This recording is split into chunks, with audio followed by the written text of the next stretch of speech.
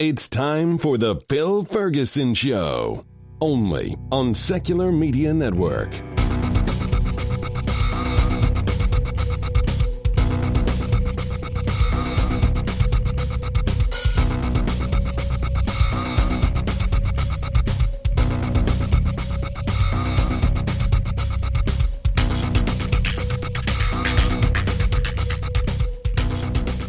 Buongiorno tutti.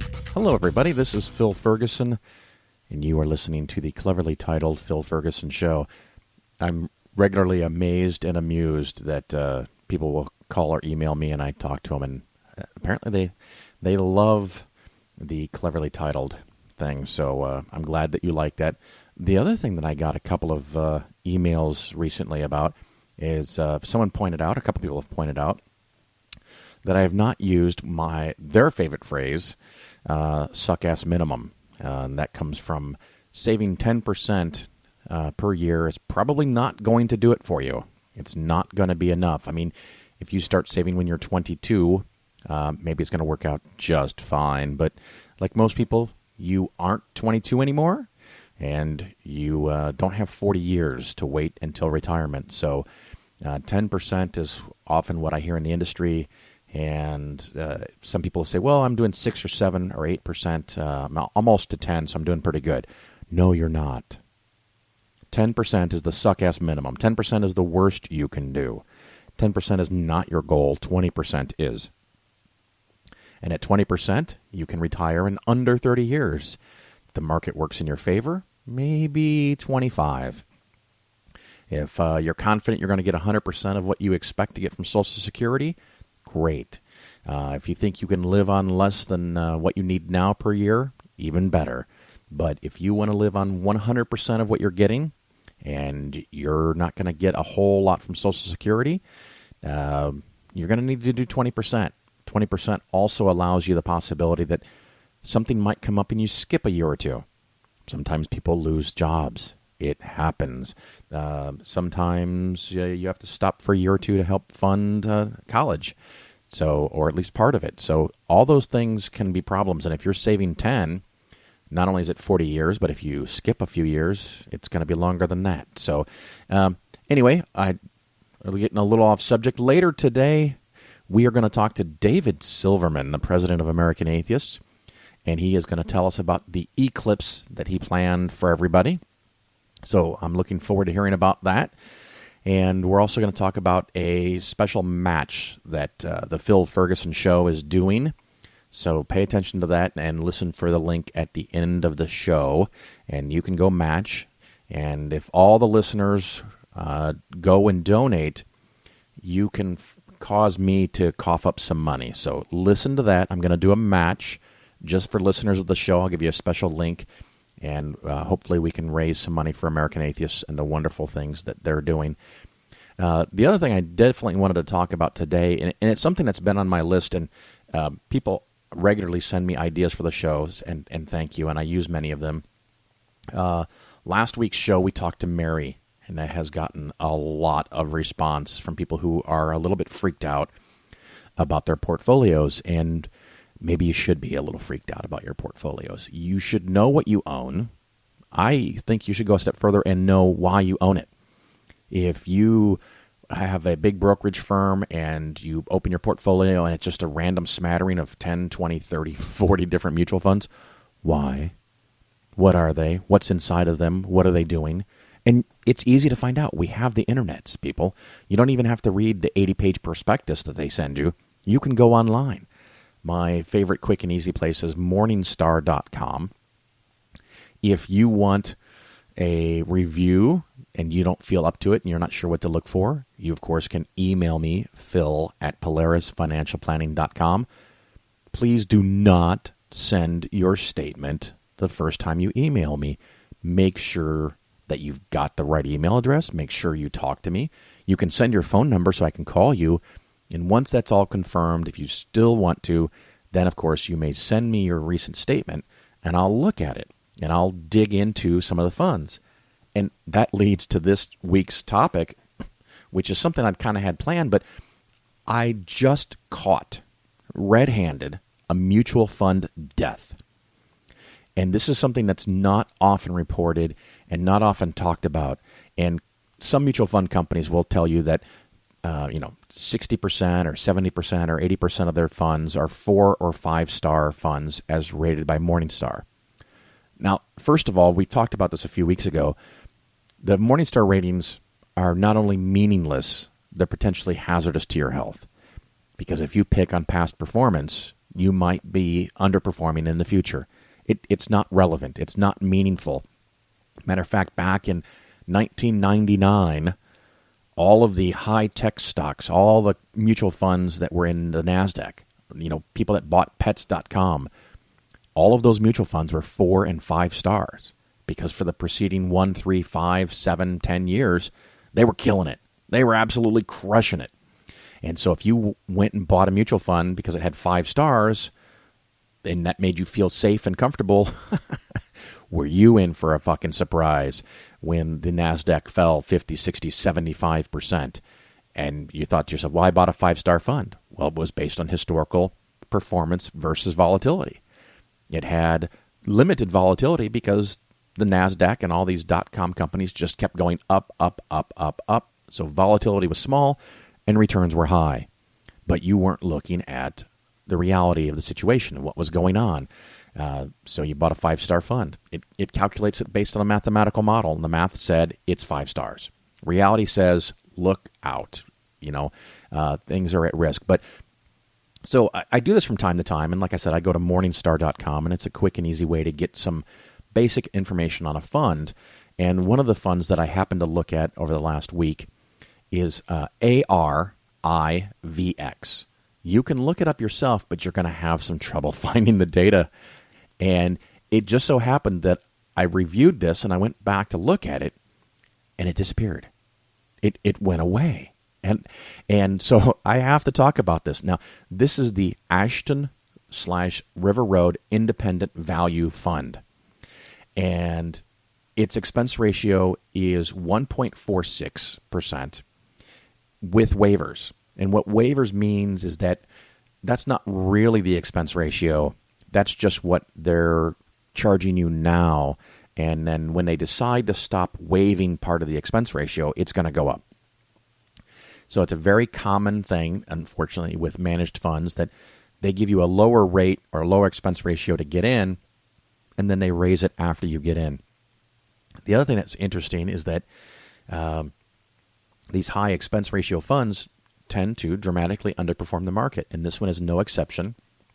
Over the preceding 5 years, its return has been 3.2%, while the market as a whole, let's see, I'm going to pull this up here, total stock market index ending June 30th was 11.6% per year over the last 5 years. So the market made 11.6 per year for the last 5 years, and this fund made 3.2% per year. And I found this website called Mutual Fund Observer, and they give you all kinds of information. And there is an article from September of 2012 about this fund, and it's kind of comical. It's hysterical how it reads. And I'm going to read you a little bit of it. So, quote, the manager attempts to invest in high-quality small to mid-cap firms, those with market caps between 100 million and 500 or 5 billion, end quote. Attempts to invest in high-quality firms. Well, who doesn't? I guess there are funds that specifically invest in shitty companies, but I don't know that you want to have your investments with them.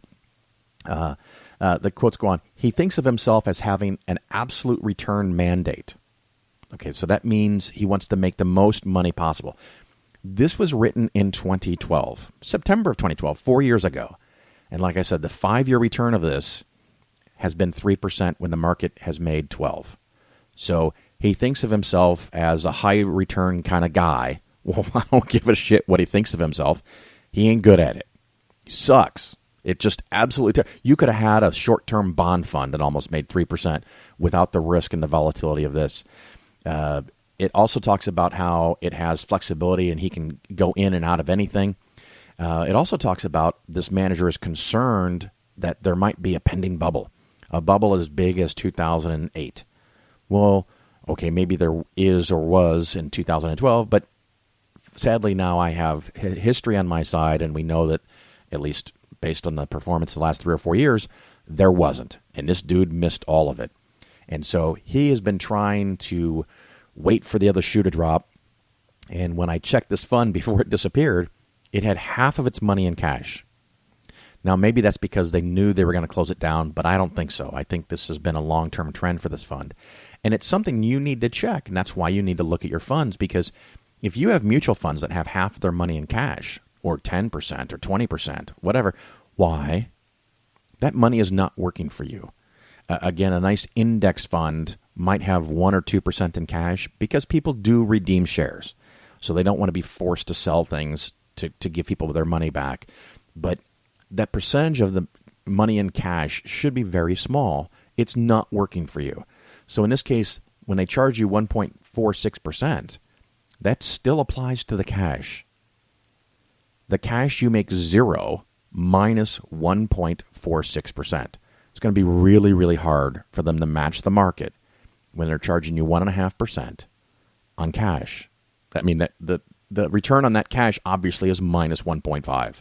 So it's going to be very hard for you to match the market returns. Very hard for this guy to do it. Also, this kind of fund often jumps in and out and buys a lot of things, and it just does terrible. Well, apparently the company has decided that this fund has done so poorly for so long that they came over with a gun and they shot it in the fucking head. And so the fund doesn't exist anymore. And now this company can look at all of its mutual funds and say, hey, we're doing pretty well because they went and killed the crappy ones. I don't know if they killed other ones. I just happened to catch this one literally in real time. I pulled up on Yahoo Finance the past performance on this fund, and it goes up and down day to day, and that all stopped in June. All of a sudden, it's worth $10.75 every single day. Even when the market took a dip for Brexit and then came right back up 3 or 4 or 5% in a period of a couple of days, it's worth $10.75 every single day, and it's still worth $10.75 every single day, but it doesn't exist. So you pull it up in other places to check its 1, 3, 5-year performance. It doesn't report it because the fund doesn't exist anymore. So when this happens, they don't cash it out and send you your money, which in this case might have been to your advantage. What they do is they roll it over into a similar fund. So this company has 30, 40, I guess maybe 60 different funds, and they have other small cap funds, and they roll it into the small cap fund or a different small cap fund or something that's very similar and probably has a much better track record. And so now they can quote the track record of the better fund, and they can ignore this fund. It's like it never existed at all. So even when you compare your fund performance, sometimes you can find places that say your fund is number 34 out of 120 funds that are in this category. Well, it's number 34 out of the 120 funds that have survived in that category. So there might be another 100 or even 200 funds that were created and died. It's been estimated by, and it was in Common Sense on Mutual Funds. I'll have to double check the number, but about 5% of all mutual funds close in an average year. They just disappear. So over a 10-year time period, almost half of all mutual funds disappear. So you will either be moved or liquidated. Most of the time you'll be moved to another fund.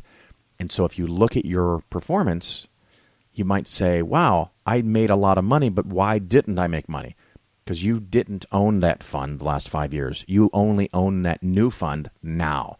You had sucky performance for years, and then they put you into a fund that had better historical data, and now maybe that fund does well, but odds are it doesn't do well. The other thing I've seen in a lot of statements that people have sent me lately is bond funds that are either junk or close to junk. I had someone recently send me a fund that they had 40% of all of their investments, and we're talking, $600,000-$700,000. 40% of their money was in bonds, and virtually all of the bond funds that they had were either junk or near junk status. So there are ratings that you can pull up for your bond mutual fund. Again, it's easy to do at Morningstar.com. There's other places. And you want to look for the quality of the bonds. You want AAA, you want AA, you want maybe A. You can even have triple B.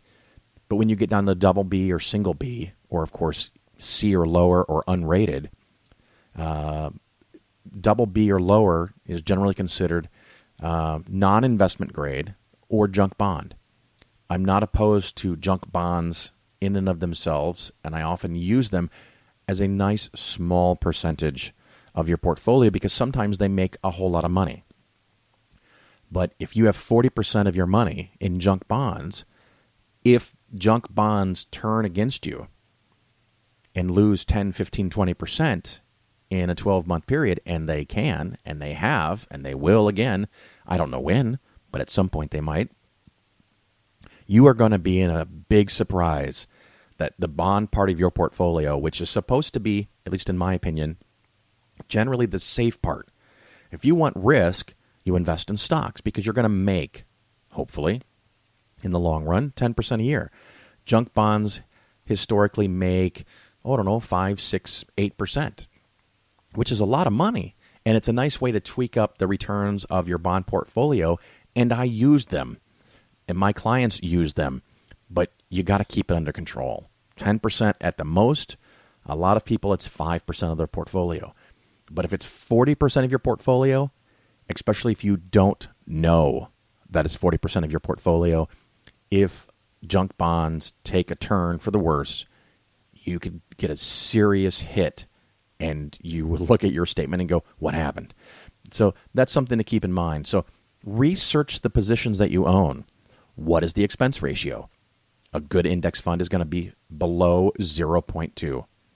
If you're paying 1.5 or higher, you probably really shouldn't be in that fund.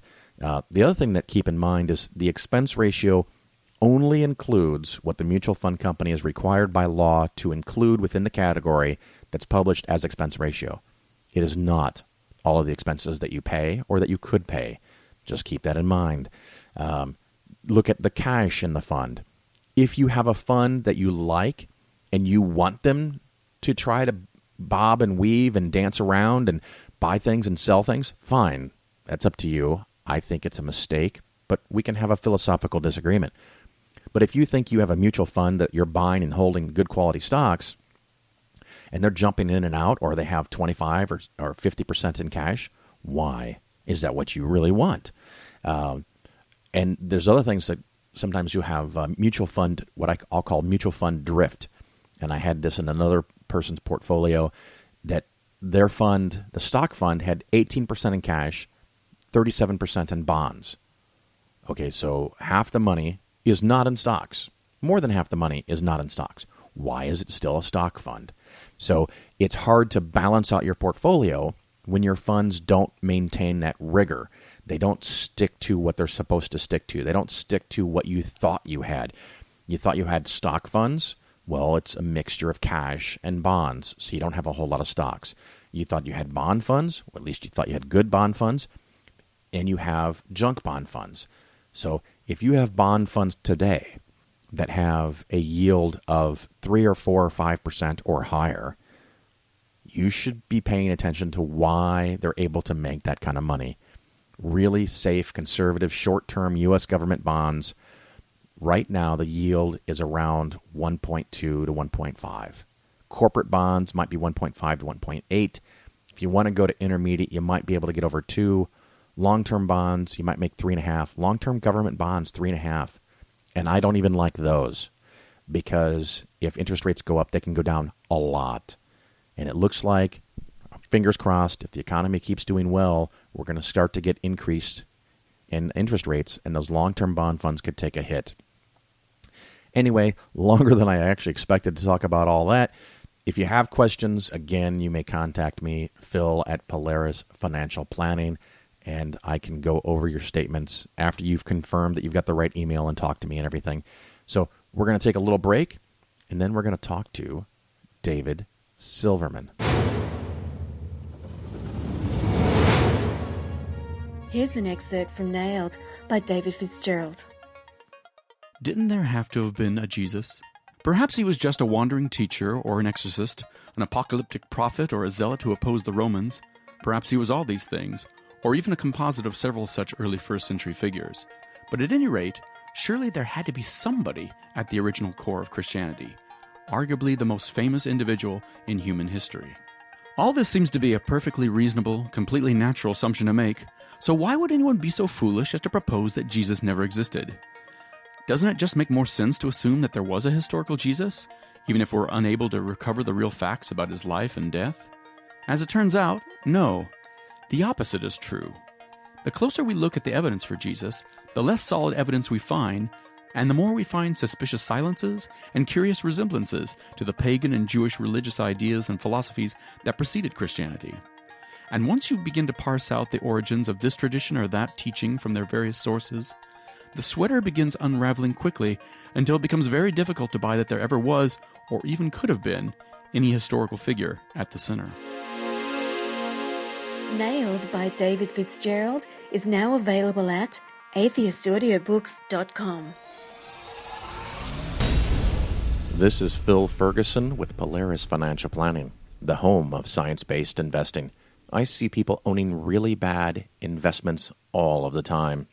Many advisors are paid a commission by a big company to sell you something you may not need. It's kind of like church. They create fear, then they tell you what you want to hear, and then they take your money. What you want is an advisor that is paid only by you. That is a fee-only fiduciary advisor. Remember, people work for who they are paid by. You can contact me, Phil, at PolarisFinancialPlanning.com, or listen to the cleverly titled The Phil Ferguson Show. Each show, we have an interesting investing skeptically topic and an interview with someone fighting to end religion. Polaris also gives 10% of gross revenue to support the growing secular movement. You're not just getting better investments, you're helping to change the world. All right, everybody, welcome back. Of course, you are listening to the cleverly titled Phil Ferguson Show, and we have a time crunch with our next guest, so we're going to just jump right in. David Silverman, how the fuck are you? Hey, man, I'm really happy to be back on the show. It's good to be on with you, Phil. Well, it's always a pleasure to have you here, if not just because you're a cool dude, but because you represent one of my favoritist organizations, American Atheists. Well, I'm really happy to have your support, and I'm really happy to be back. And I'm really also happy to be your friend, Phil. It's nice to be on just, with you. Now, do I understand correctly you bought a Tesla? I bought a Tesla some time ago. Oh, okay. I bought a Tesla right after what happened was Reason Rally 1 came and went, and I got my father's inheritance after that, and I told my wife I was going to get a girlfriend or I was going to get a car. Uh-huh. And so I was able to get a little, I guess you call it a midlife crisis car. I have a beautiful red, because of course it's got to be red, because why are you not doing this? This is red. Right. A beautiful red Tesla back in 2013, and I have been driving her for a while, and she is just a wonderful, wonderful car that I love very, very, very, very, very much. And you're still in love? We are deeply in love, the car and I. Yeah. We have a deep, transcendent relationship that we love each other very much. And the cool thing is, we just celebrated, my wife and I just celebrated our 25th wedding anniversary. And for my anniversary present, my wife bought me driving instructions with a driver on a closed course. And I'm going to take my Tesla out, and we're going to see what it can do. I see, because if I understand correctly, it can go from 0 to 60 in just a very short amount of time. Well, the top line can do that. The top line Tesla now can go stupidly fast. I believe it's 2.5 seconds. Mine is not that fast. Mine goes 0 to 60 in 5.4 seconds, which is very fast enough. Thank you very much. Yeah, I remember growing up as a kid, and the fantasy as a kid is to someday have $1 million and buy a sports car that could beat 5 seconds, and here your mediocre performance is 5.2. Yeah, it's. I'm very, very happy with it. It's totally a midlife crisis car, but I'm owning it. Well, my wife and I recently bought a 2016 Prius, and it was going to be a family car, but somehow by the time we signed the paperwork, it became her car. Although I may get the final last say, because now I'm looking at getting the new Prius Prime, which is a plug-in. It can't do anything like the Tesla can, but I can buy almost 2 of them for the same price. Yeah. Well, yeah. I mean, the Tesla's an expensive car, and I can barely afford it, but it's really worth it because I get so much happy out of it. Yay! Well, I love getting 56 miles a gallon on my wife's car, and I had one trip back from Arkansas where I averaged over 60 miles per hour while driving almost 80 the entire day. You mean 60 miles per gallon? Yes, thank you. Yes. Thank God I don't talk for a living. And that's great. That's great. I love that. I love the new world where we can get that kind of mileage and actually have electric powered cars. It's about freaking time. I ran into a guy. He's driving his giant Dodge Ram 3500 dually long bed crew cab truck. Yeah. And he's like, that little car there, blah blah blah. And I said, you want to race? And he says, sure. And I said, I tell you what, you pick the road. And I'll pick the conditions, and we'll race. And he's like, what do you mean by conditions? And I said, we both get 1 gallon of gas, and we see who goes the farthest. He didn't think that was very funny. Yeah. He get about 12 miles into it, and he's done. Yeah. I'm going to start driving circles around him for a couple hours. Yeah, I know. That would be kind of fun. I'll be back after you. Why don't you go to lunch? Yeah, maybe we can talk Toyota into doing a time-lapse video of a 1 gallon race. That would be funny. And the car just goes. Anyway, American Atheist. You guys got a lot going on. I'm loving it, and you just made a lawsuit against the state of Pennsylvania or the House or Senate or something. The House of Representatives of Pennsylvania. They're doing a bad thing. Grease v. Galloway came down and said that these invocations before public events are legal if they're not discriminatory. And there have been a whole bunch of instances since Grease v. Galloway, which included atheists giving atheist invocations and, citing Grease v. Galloway as a reason behind it. And the Pennsylvania Senate allowed an atheist to give an invocation. And guess what, Phil? I know this is going to be hard for you to believe, but when the atheists did that in the Senate, and when the atheists have done this in other places around the country, nobody has died. Wow, that's freaky. Nobody has even been injured. Nobody has been hurt. No gods have died either. But the Pennsylvania House of Representatives has said that no, in fact, it's a very bad thing that atheists get to be equal from everybody else. And so they have said, no, Grease v. Galloway allows us to discriminate against atheists, which is not what anybody else thinks. Shouldn't at least be certainly not what we think. Shouldn't at least be clever and say, we'll get to you, or there's a list, or there's a queue, or there's a lottery. But then we would have to FOIA. But then we would FOIA that. We would FOIA the list. Yeah. We would FOIA the request. Damn it. So this is a really important thing that a lot of people don't understand when we're talking about this kind of thing. Yes, we're gonna go to court. We're working with Americans United on this. We've got a really rock solid case. American Atheists. Yeah. We love rock solid cases. I love rock solid cases, and this is a real good one. And yeah, we're going to go to court and we're going to win because they're clearly wrong. But I wanted to mention that this is something that we need to be aware of when we fight these fights. We're fighting against a very real thing. We're not fighting against bigotry per se. We're fighting against privilege. We're fighting against people who are indeed losing something. They're losing their advantage. We're talking about religious people losing their advantage, just like white people lost their advantage when black people were freed or became equal, just like men lost privilege when women got the right to vote and became more equal. The Christian right is losing an advantage as we atheists and minority religions take our place, and they don't like it. No, they're never going to like it. They're never going to like it, and we have to understand that. When we look at it and we see bigotry and we see prejudice, and yes, those are both in play, but this is all about privilege, and this is why I believe Fox News won't have me on television anymore, because I talk about equality. I talk about equal justice under the law. And when I talk about that, you can't beat me, right? You can't beat me. You can't take an anti-equality position, but they still hate it. So they know I'm right, but they hate it. And the reason that they know I'm right and the reason that they hate it is because they are losing something and they don't want to lose it. They are losing their advantage. And that's what we're seeing in Pennsylvania. And the big answer is too bad, because you don't deserve that inequality. Just like any other inequality, you don't deserve religious inequality. So yes, they are losing it, and that's what we are fighting. And they will lose it. And they will deal with it, and they will move on, and they will live. Now, will they just be able to change the rule and say they don't have an invocation, and that solves it? Yeah, they can do that. I'm all for that too. I'm all for it. Yeah, let's actually do their job instead of fucking around with this other shit. And you know what? And it's important, Phil, that your listeners understand that we don't get to choose that. Yeah, we get to say we want equality. We get to demand equality. Right. We don't get to say stop doing invocations. If they get to say, if we say stop doing invocations and they say, well, you can have an invocation, and we say no, we don't want you to have any invocations, we lose.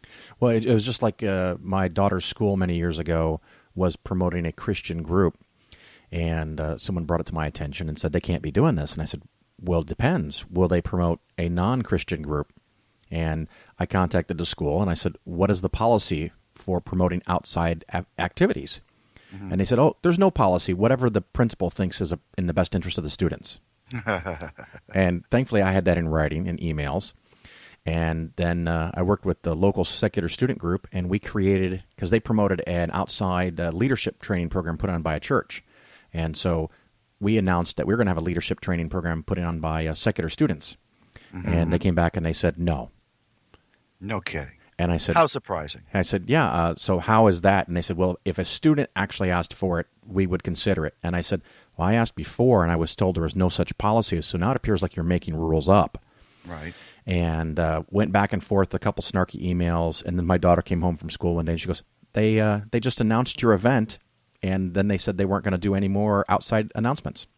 And I'm like, isn't perfect. that interesting? That's fine.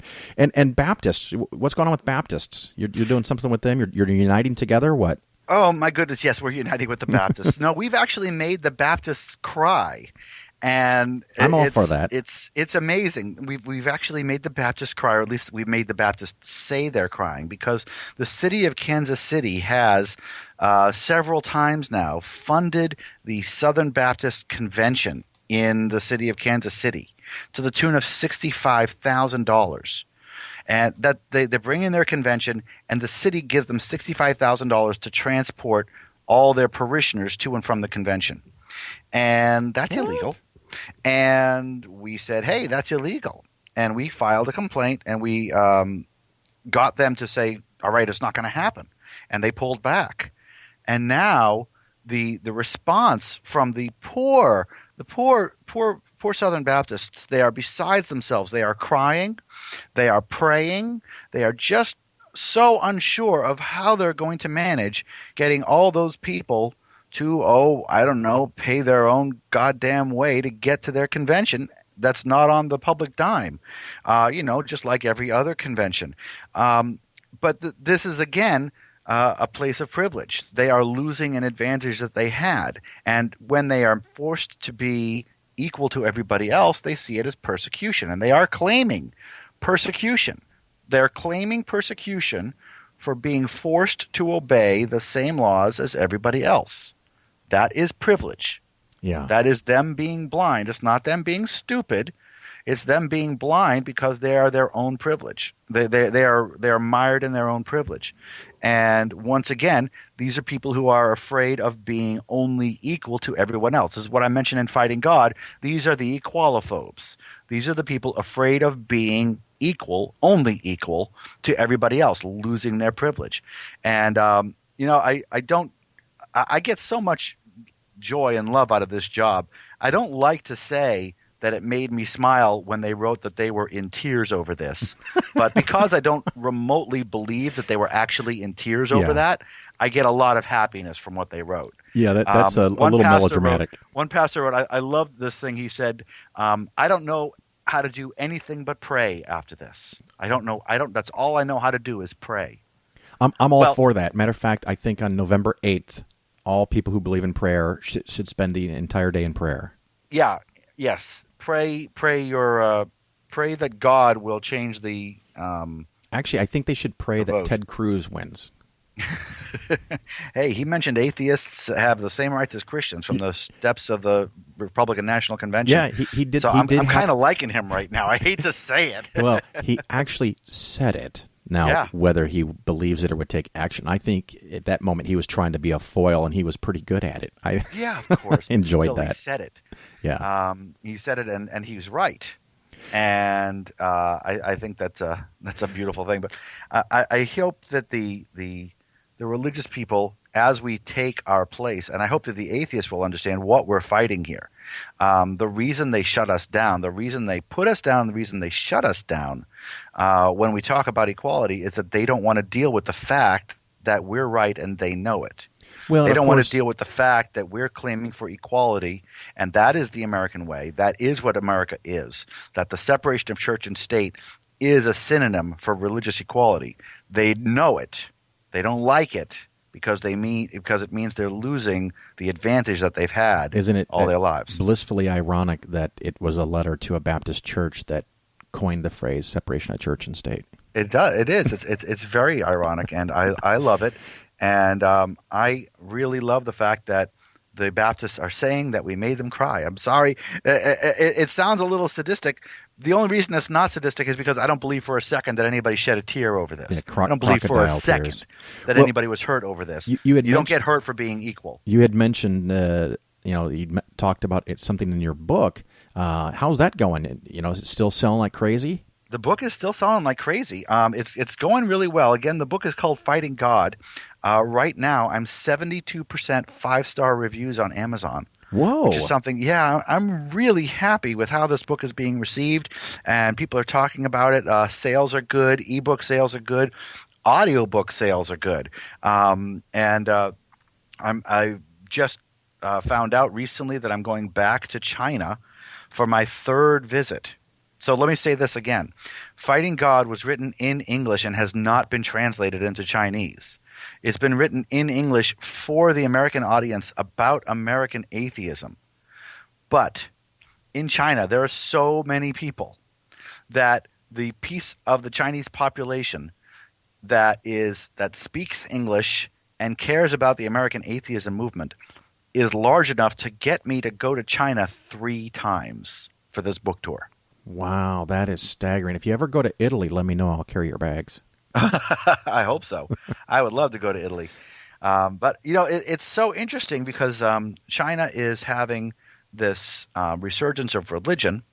And so I'm working with the atheist organizations in the 3 of the major cities, Shanghai, Changsha, and Beijing, to put together a national charter of atheist organizations.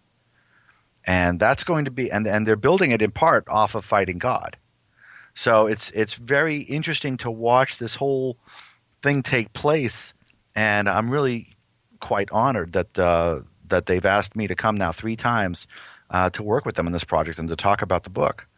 And I'm really happy about it. I think everything with Fighting God is going really well, and the book tour is just about over now. So if you haven't seen it, you can watch it on YouTube. Sure. And when does the next book come out? I can't even comment on that, Phil. It's an interesting thing. I can say that it is in the works, and I can say that people are talking, and that it will happen. But I can't give you any more details from that. Well, maybe, just maybe, you can be kind enough to give me a scoop when you have a title. Could happen. It could happen. I actually have listeners now. Your mother, my sister, and the amount of joy that I got out of writing that book was just immense. And I am now sitting down to outline and do book 2, and it's going to be bigger. I know what I'm going to be writing about. It's basically going to be Fighting God 2, and it's something that I'm really looking forward to hashing out and working on over the next period of time. Maybe you could just call it Fighting God 2.0. I could. That sounds all techie. Of course, I didn't pick the title "Fighting God." I know you. We talked about that before, and yeah, it's meant to sell copies, and that's important. And it's working. Yeah, because it's working. People are liking it. The book is selling well. Well, the title of the book that I will eventually pay someone to write for me is going to be called "An Atheist Raising Christian Kids."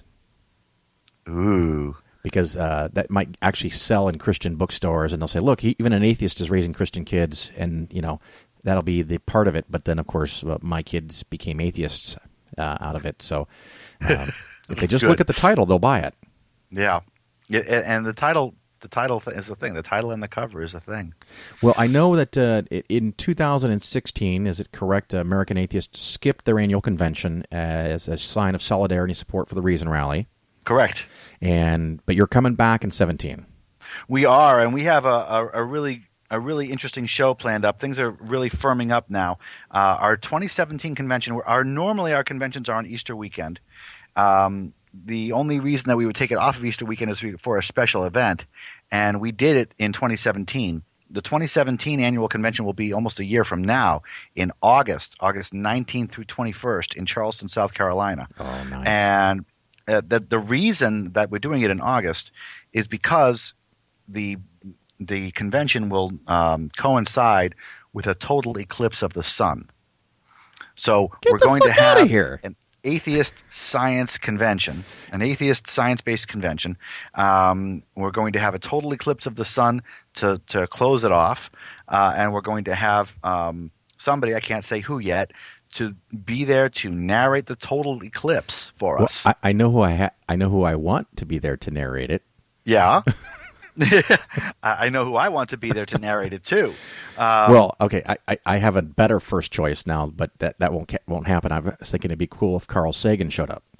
Well, we were working on him. He's really hard to reach. Yeah, he's very expensive. It's like it costs billions and billions of dollars to get Carl Sagan, and we just don't have that in our budget. But we've got some pretty good. I can't give you any specifics, but if you go to atheists.org, you can sign up for the email list, and pretty soon we'll be starting pre-registration so that you can come. But we're really excited to have this. I've always wanted to see a total solar eclipse. I've never seen a total solar eclipse, and now we've got an atheist convention right dead center of the path of totality. Right in Charleston, South Carolina. It's going to be a fantastic event, and so I hope everybody comes. And, of course, American Atheist National Conventions are, well, I'm just going to say it, the best atheist conventions in the movement. We rock it. Our conventions are fun. Our conventions are interesting and different and diverse, and it's going to be a fantastic event, and I hope everybody comes. Well, and since you're on, of course, I will say that you're right. Yeah, I am right. I'm totally right. Our conventions are the biggest and the best atheist conventions very good. in the country, yes. And we do that deliberately. And the reason that we have the biggest and the best atheist conventions in the country is because when I first started in atheism, back 20 years ago now, I became a member because of the issues, but I stayed with the movement because of the people. The people were the magnet that brought me in. The people were the magnet that made me love this movement. And I still have friends among whom, one of my best friends, Kathy Johnson, my vice president, she and I go all the way back. And you make these great bonding friends at these conventions, and that's why our conventions are so much fun, because that's what it's about. It's about bonding. I remember, I think the best part of our convention last year was when we gave everybody bright green shirts, and we sent them down to Memphis to party out on the street. That was great. You know what? That was great fun. I went with a crowd of people, and we kept getting approached by people on the street that wanted to talk to us.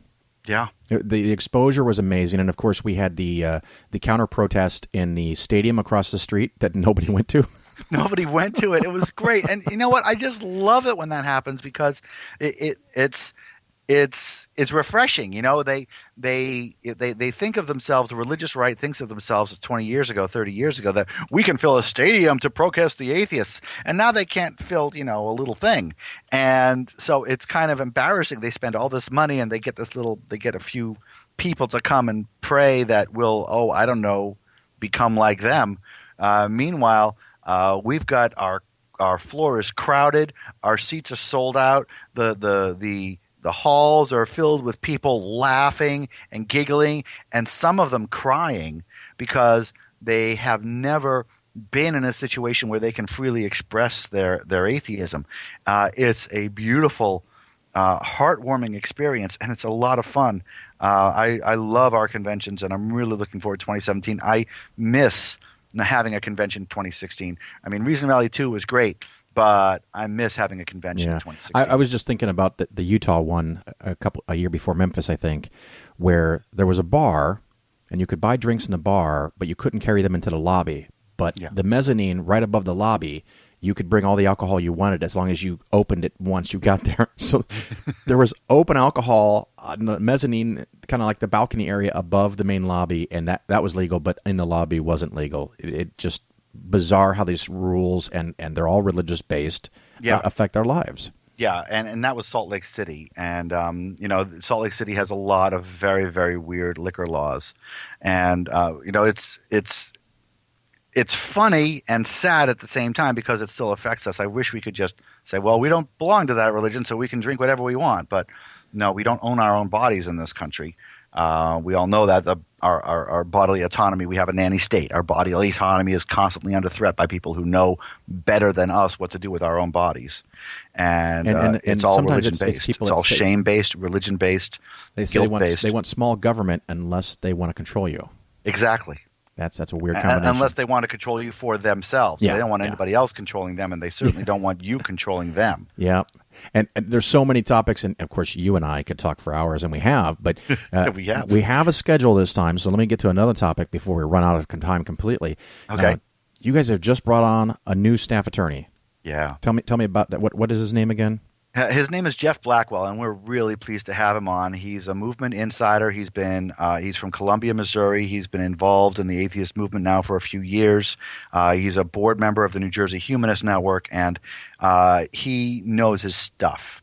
And what's happened is that we have opened our D.C. office, our legal and public policy center, and the workload is just larger than one person can do. We have to have another person. So we are hopefully going to fundraise to pay for the person, which I hope I can talk about because we need to raise funds for this to cover this. But so did you hire Jeff on faith that you would get enough donations? Faith is one of those words I don't like to use, but no, I know. It's a difficult thing because we have to do our job. Right. And at American Atheists, we set down. We don't say, okay, what can we do within this certain budget? We set down what do we want to do and what's it going to cost. And so we need to do this, and it's going to cost money. Well, Dave, I got an idea. Did you guys have any way to create a custom link for a fund drive or something? Yeah. Create me a custom link. Yeah. And I'm going to put it in the show notes for this show, and I'll put it on my Facebook page, and I'll put it on the show's Facebook page. And here's what I'm going to do, because I think my current status is I'm an annual member of American Atheists.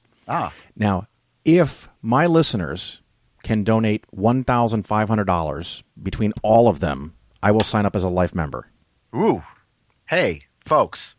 Please do that. That work for you? Is that okay? That works for me, man. Thank you so much. That's a great little match. Well, I appreciate that, Phil. It's something that I've been doing for 10 years, and my business gives 10% of gross revenue, shameless plug there, to the secular movement. And here's a way that I can double that effect.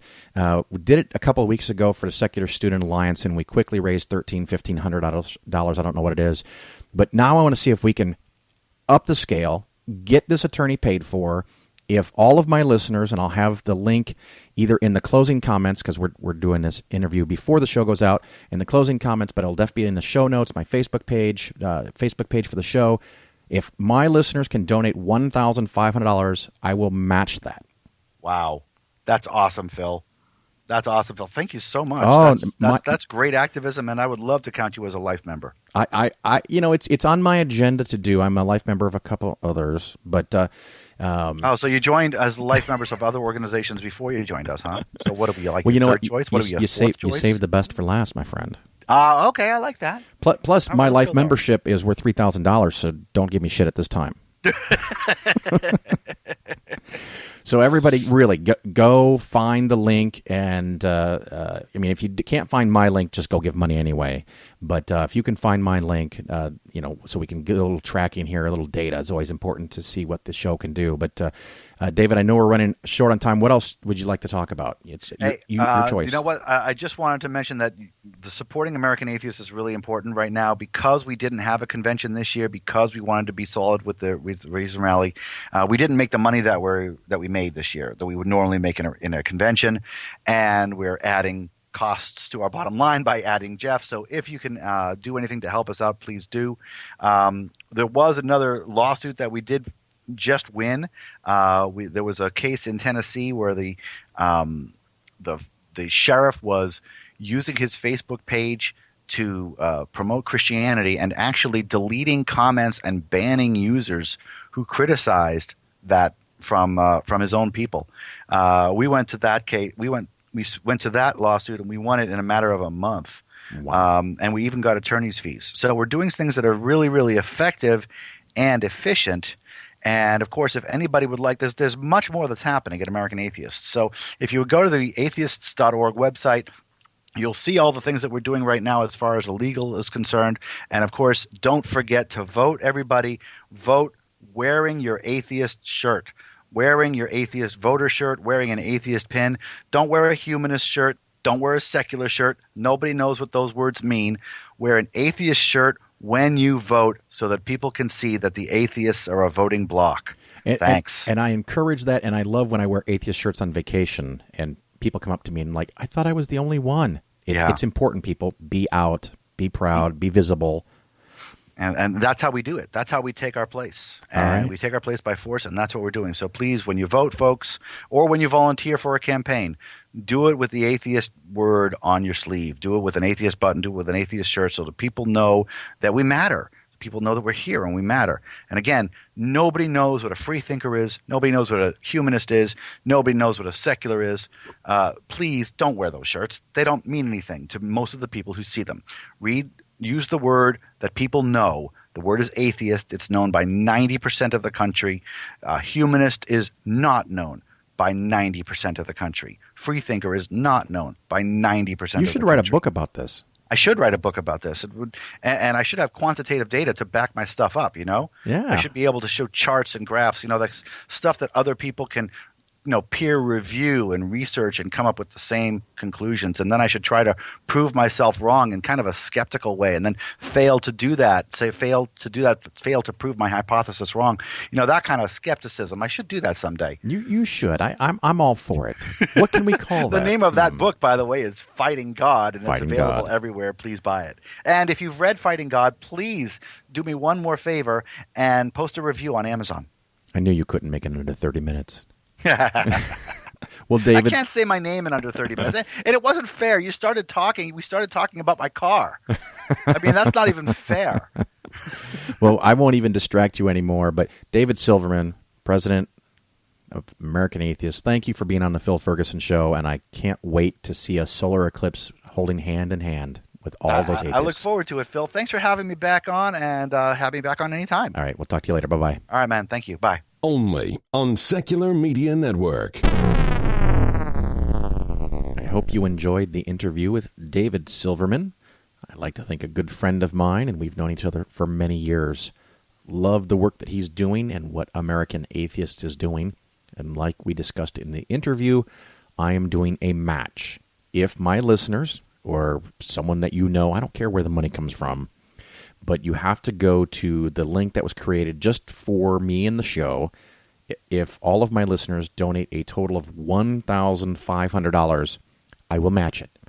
It can be one person donating $1,500. You can donate $10,000. I don't care. You can donate $100. You can donate $10. Do whatever you can.